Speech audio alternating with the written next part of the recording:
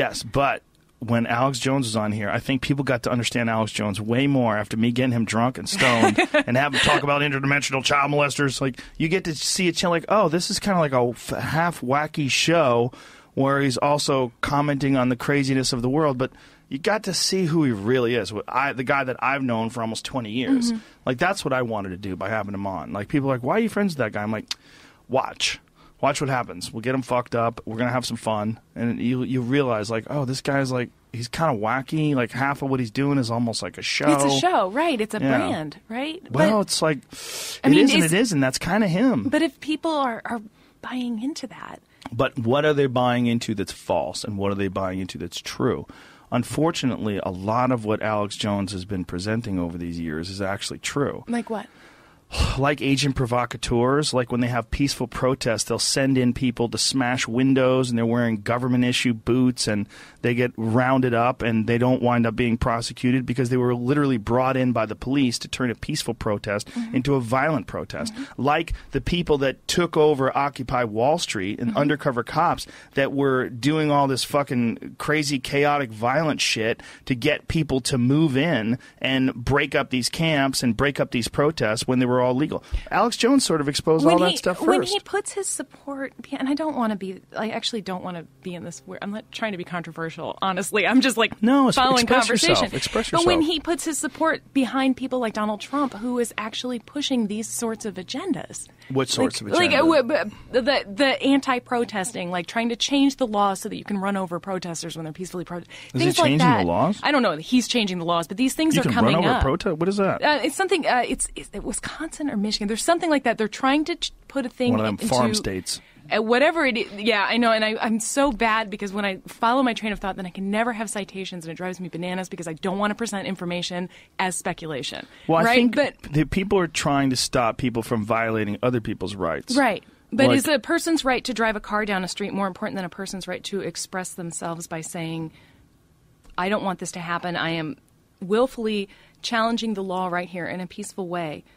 But it's not peaceful if your grandpa's dying and you need to get to the hospital and some asshole wants to stand in front of him with a macrame hat on with a, I'm a male feminist sign. Right. But what instance are you quoting specifically? I'm talking about blocking people on the road. Right. It doesn't help anyone. No, it doesn't help anyone. I mean, I've been arrested for political protests before, and I was very aware I was crossing a line onto here. I was doing something. I was going to be arrested for it, but it was the voices behind me and the collective voices together that were doing something not knowing that they were going to be arrested, knowing that the part about going to jail and being able to write about it or being able to understand that you were taking a stance on something, you're just trying to bring attention to something that you think is wrong. Well, what were you arrested for? Oh, it was many years ago, and all the military guys already hate me, but it was the School of the Americas. I was 18. I think I got arrested twice, 18 or 19. It was the School of the Americas when they were teaching the counterinsurgency techniques down in Fort Benning, Georgia. I'm banned for life there. But I was very religious then. I was very into social justice. I was really I wanted to be a nun, and I wanted to change the world, and I wanted people to not kill each other anymore. And I wanted us not to fund military groups in South America who were slaughtering people. Mm-hmm. At the same time, it was protesting. I was stepping deliberately onto a military base and saying, no, I don't want this to happen anymore. I'm peacefully going to go with you. You're arresting me. I know my rights. And the soldiers... Okay, well, let's unpack that, because what you did there was you made there's a political protest. You went to the scene of where you think these terrible things are taking place, and you took a stand knowing that you were going to get arrested and that it was going to bring media attention to this. There's a big difference between that and you deciding we're going to block the 101 because Black Lives Matter. That doesn't have anything to do with all those people that were driving to work. You're violating their rights to pass. You're violating their space. You're stopping them from being able to move freely. You're also calling a great deal of attention to it, but you're doing it in a way that inconveniences and puts people in danger, and it's not necessary. You could do it in a public space. You could do it in places where you're allowed to protest. You can do it, and you could still get your voice out and still get your message out and not block traffic on the highway. The blocking traffic on the highway is attention whoring, and it's attention whoring in a very dangerous way, because you are stopping people from getting to medication. You're stopping people from getting medical treatment. People can be in the middle of giving birth. There's a lot of shit that happens where you fuck with people's ability to travel and move around. We rely on that. It's extremely significant. So when you just decide that, I want transgender rights for the bathroom, let's block this fucking highway. just because you think you can get attention doing something like that doesn't mean it's the right thing to do. There are ways to get attention doing things that are lawful, and there's ways that are noble, and then there's blocking the fucking highway like a baby. Are they still working, though? I'm not just talking about a highway. But are they working? Are bringing attention to things, I mean, is that still working? The Dakota pipeline and stuff like that when people were protesting in a peaceful way? Well, it certainly did. It shut it down. It shut it down, but it just... Trump it's got in bad. office and things change. It's bad, and I don't even know if that's the best example of it. Well, it is a good example because it was peaceful protesting, and it did get a lot of attention, including me and a lot of other people who tweeted about it and put up links about it and let people know about it and talked about it on the podcast. Yeah, I mean, it does get attention. But when the power... I guess when the power... I understand what you're saying, and I'm not disregarding... They're protesting there. Yeah. At the I'm scene. not disregarding what you're saying about the highways and the stuff like that, because that wouldn't be the kind of protest that I would want to be a part of. That's not the kind of thing I would want to enact. Now, do I believe in the Black Lives Matter movement? Yes, to a certain extent. I also believe in police officer training and better training for police officers in situations of high stress. I think that there's so much nuance to what's going on there, Absolutely. and there's so much carried on. Yeah. And the highway blocking and the stuff like that, you're giving very, very good counter arguments to this. But I will say that there's also something, in effect, when you can make the loudest noise and you know something is wrong, isn't it your responsibility to try and fix things? Not by stopping the highway. Maybe not. Maybe not. Maybe it's not by stopping the highway, but if people are so determined to be against what you're saying, they're so rooted. People have to make noise in the strangest ways. They have to do also, what people are very self-righteous, and they think that you have to listen to them, and you don't want to listen to them. No, you don't want to listen. It's your right as an American to not have to listen to someone's protest as much as it's your right as an American to protest. It is. You can't force someone to listen to you because you think you're right. And that's what you're doing by standing in front of someone on the highway and blocking their passage. Okay, but getting beyond the highway thing, because again, what you're bringing up... That's the only thing that I have an issue with. Oh, okay. Literally, I have no problem with protesting. I think, but when you're protesting on the highway and you're blocking traffic, you're a cunt. Well, I mean, that's a shitty way to do it. I cannot disagree with you to a certain extent where it is a very inconvenient thing and it can be a dangerous thing, and yes. I don't think any protesting should endanger people's lives at all. By the way, I hate marathons, too, for the same reason.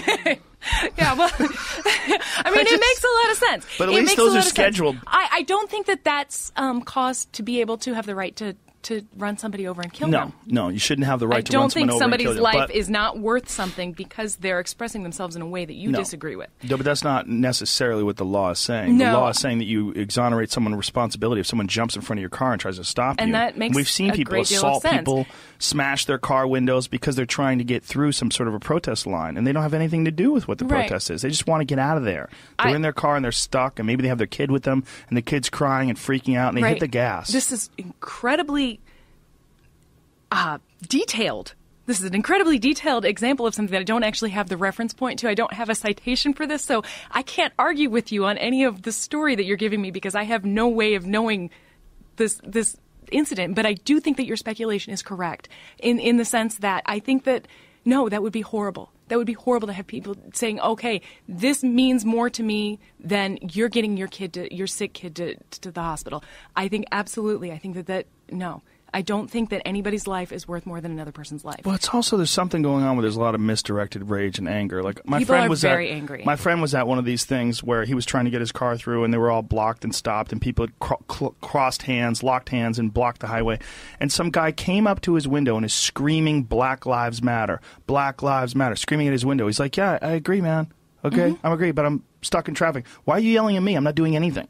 I think we're very angry right now. He's like this white guy yelling at him, another white guy, and he's screaming Black Lives Matter at him. It's like, okay, this is so misdirected. If my friend is a Democrat, he votes liberal, he's so liberal, like down the board with pretty much everything, and someone's screaming at him. It's screaming at him like he has done something wrong because this person is misguided and misdirected rage. And they're a part of this whole mob mentality. Everyone's together. They're all chanting and yelling, and everyone's getting excited, and they think that they're doing the right thing. And these kids today, a lot of them that are involved in these protests, they're so enamored by this idea that they're doing the right thing and they're enacting change. They don't realize that they're also polarizing the opposition. And this is one of the reasons why Donald Trump was elected in the first place. Because so many people are so tired of people shoving in their face their righteous indignation, shoving in their face this locking hands and blocking the highway, and you have to listen to us.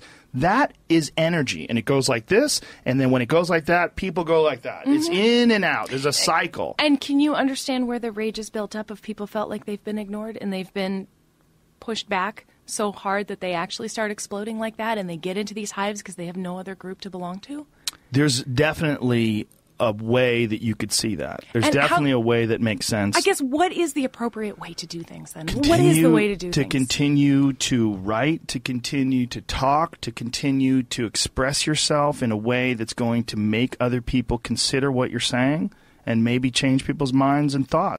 And they've been pushed back so hard that they actually start exploding like that, and they get into these hives because they have no other group to belong to?